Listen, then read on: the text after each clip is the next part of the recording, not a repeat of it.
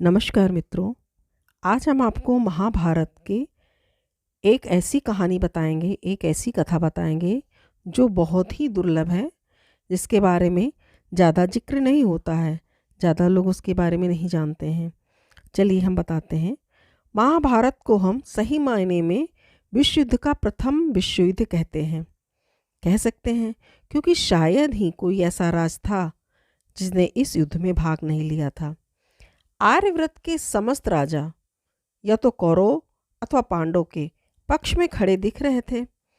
श्री बलराम और रुक्मी ये दो ही व्यक्ति ऐसे थे जिन्होंने युद्ध में भाग नहीं लिया था, किंतु एक और राज्य ऐसा था जो युद्ध क्षेत्र में होते हुए भी युद्ध से विरत था।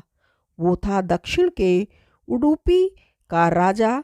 जब उडुपी के राजा अपनी सेना सहित कुरुक्षेत्र में पहुँचे तो कौरव और पांडव दोनों उन्हें अपनी ओर मिलाने का प्रयत्न करने लगे। तब श्री कृष्ण से उन्होंने पूछा, हे माधव, दोनों ओर से जिसे भी देखो युद्ध के लिए लालायित दिखता है, किंतु क्या किसी ने ये सोचा कि दोनों ओर से उपस्थित इतनी विशाल सेना का भोजन का प्रबंध कैसे होगा? इस पर श्री कृष्ण ने कहा, महाराज, आपने बिल्कुल उचित सोचा है।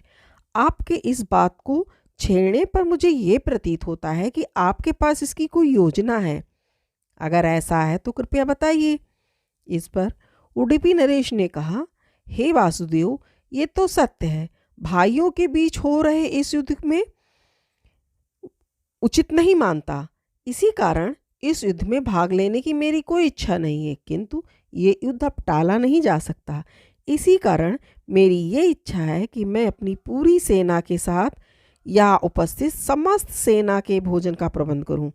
इस पर श्री कृष्ण ने हर्षित होते हुए कहा, महाराज, आपका विचार अति उत्तम है। इस युद्ध में लगभग 50 लाख योद्धा भाग लेंगे, और अगर आप जैसे कुशल राजा सागर जैसे विशाल सेना के भोजन के प्रबंधन को देखेगा तो हम उस ओर से निश्चित रहेंगे। वैसे भी मुझे पता है, सागर जैसी विशाल सेना का भोजन का प्रबंध करना आपके और भीमसेन के अतिरिक्त और किसी के लिए संभव नहीं है।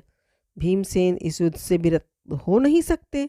अतः मेरी आपसे प्रार्थना है कि आप अपनी सेना सहित दोनों ओर की सेना के भोजन का भार संभाल लीजिए। इस पर उडुपी के नरेश, वहाँ के महाराजा, ने कहा, सेना के भोजन का प्रभार तो संभाल लिया। पहले दिन उन्होंने उपस्थित सभी योद्धाओं के लिए भोजन का प्रबंध किया। उनकी कुशलता ऐसी थी कि दिन के अंत तक एक दाना अन्न का भी बर्बाद नहीं होता। जैसे जैसे दिन बीतते गए, योद्धाओं की संख्या भी कम होती गई। दोनों ओर के योद्धा ये देखकर आश्चर्यचकित रह जाते थे कि हर दिन के अंत तक उडुपी नरेश केवल उतने ही लोगों का भोजन बनाते थे जितने वास्तव में उपस्थित रहते थे। किसी को समझ में नहीं आ रहा था कि आखिर उन्हें ये कैसे पता चल जाता है कि कितने योद्धा मृत्यु को प्राप्त होंगे, ताकि उस आधार पर वे भोजन की व्यवस्था करवा सके।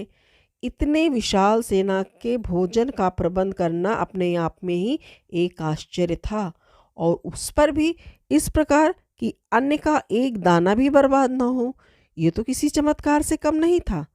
अंततः युद्ध समाप्त हुआ और पांडवों की जीत हुई।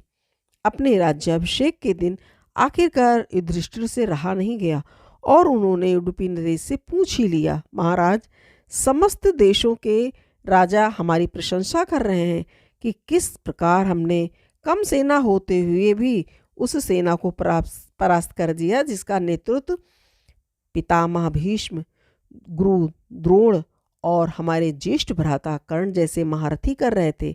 किंतु मुझे लगता है कि हम सबसे अधिक प्रशंसा के पात्र आप हैं, जिन्होंने न केवल इतनी विशाल सेना के लिए भोजन का प्रबंध किया, अपितु ऐसा प्रबंधन किया कि एक दाना भी अन्न का व्यर्थ ना हो पाया। मैं आपसे इस कुशलता का रहस्य जानना चाहता हूँ। इस पर उडुपी नरेश ने हंसते हुए कहा, सम्राट, आपने जो इस युद्ध में विजय पाई है उसका श्रेय किसे देंगे? इस पर युधिष्ठिर ने कहा, श्री कृष्ण के अतिरिक्त किसका श्रेय और किसे जा सकता है? तब उडुपी नरेश ने कहा, हे महाराज, आप जिसे चमत्कार कह रहे हैं वो भी श्री कृष्ण का ही प्रताप है, ये सुनकर वहाँ पर उपस्थित सब लोग आश्चर्यचकित हो गए। तब उडुपी नरेश ने कहा, हे महाराज, श्री कृष्ण प्रतिदिन रात में मूंगफली खाते थे। मैं प्रतिदिन उनके शिविर में गिनकर मूंगफली रखकर आता था और उनके खाने के पश्चात फिर गिनता था, गिनकर देखता था कि उन्होंने कितनी मूंगफली खाई है।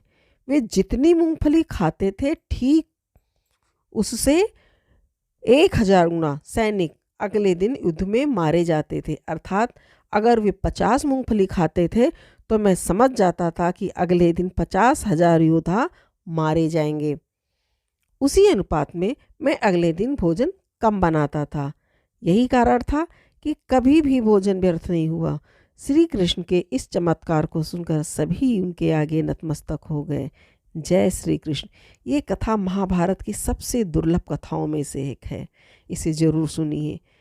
वीडियो पसंद आई हो तो लाइक कीजिए और शेयर कीजिए। धन्यवाद।